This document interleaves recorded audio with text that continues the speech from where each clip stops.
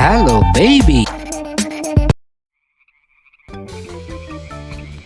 আজ আমরা যে ছড়াটি শিখব তার নাম হচ্ছে ব্যাঙের বাসা। তাঁতের বাড়ি ব্যাঙের বাসা, কোলা ব্যাঙের ছা, খায় দায় গান গায়, তাই রে নাই রে না। চলো আবার বলি আমরা। তাঁতের বাড়ি ব্যাঙের বাসা, কোলা ব্যাঙের ছা, খায় দায় গান গায়, তাই রে নাই রে না। তাঁতের বাড়ি ব্যাঙের বাসা, কোলা ব্যাঙের ছা, খায় দায় গান গায়, তাই রে নাই রে না। Hello baby.